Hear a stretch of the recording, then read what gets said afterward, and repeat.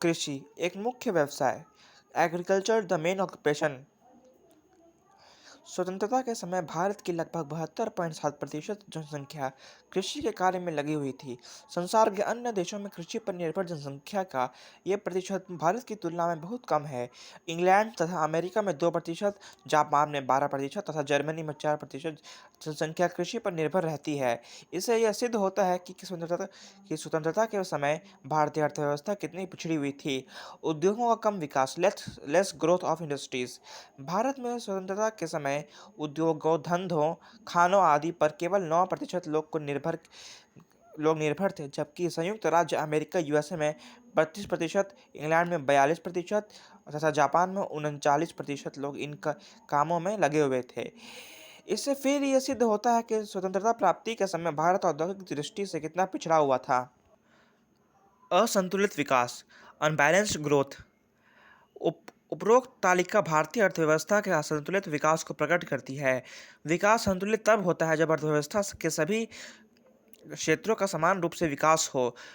भारत के संदर्भ में द्वितीयक तथा तृतीयक विकास की केवल शिशु अवस्था में ही थे। अतएव निष्कर्ष यह निकलता है कि स्वतंत्रता प्राप्ति के समय भारतीय अर्थव्यवस्था का विकास असंतुलित था।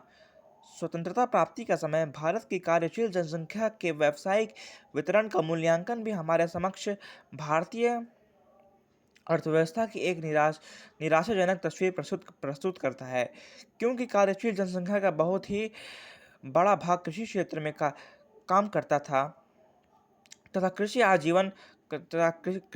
आजीविका का एक साधन मात्र थी अतः हमें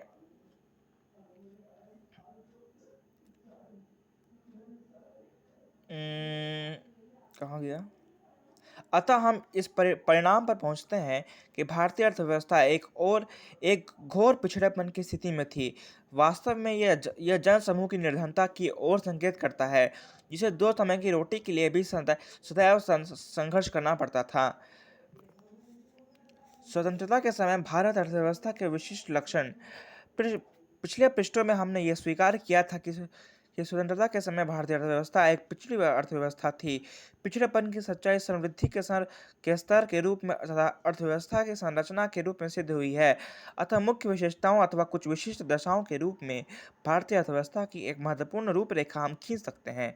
इस संदर्भ में कुछ महत्वपूर्ण अवलोकन ऑब्जर्वेशंस निम्नलिखित हैं। नंबर 1, कृषि आजीविका का मुख्य साधन। नंबर 1, हाँ, एग्रीकल्चर द प्रिंसिपल। नंबर 2 नहीं है, agriculture the principal source of subsistence. स्वतंत्रता के समय कृषि भारत की आजीविका का मुख्य स्रोत था। भारत की लगभग 72% जनसंख्या कृषि पर निर्भर थी तथा राष्ट्र आय में इसका योगदान 56% था। नंबर 2, अपर्याप्त कृषि उत्पादन, इनएडिक्वेट एग्रीकल्चर प्रोडक्शन। स्वतंत्रता के समय भारत के कृषि क्षेत्र का उत्पादन उसकी मांग की तुलना में पर्याप्त नहीं था। 1947 में भारत की केवल 1.3 करोड़ हेक्टेयर भूमि पर खेती की गई। इस पर 527 लाख टन खाद्यान्न का उत्पादन किया गया। इनमें से गेहूं का उत्पादन 64 लाख तथा चावल का 17 लाख टन था। कृषि में उत्पादन तथा उत्पादकता। Low production and productivity in agriculture. 2006 में अपने स्तर की तुलना में भारतीय कृषि के उत्पादन का स्तर तथा उत्पादकता बहुत ही कम था। यह निम्नलिखित तालिका से स्पष्ट होता है। गेहूं का उपज 1947 में 64 लाख टन था और 2006 में 695 लाख टन था। चावल का उत्पादन 1947 में 17 लाख टन था और 2006 में 910 लाख टन था। उत्पादकता प्रति हेक्टेयर किलोग्राम।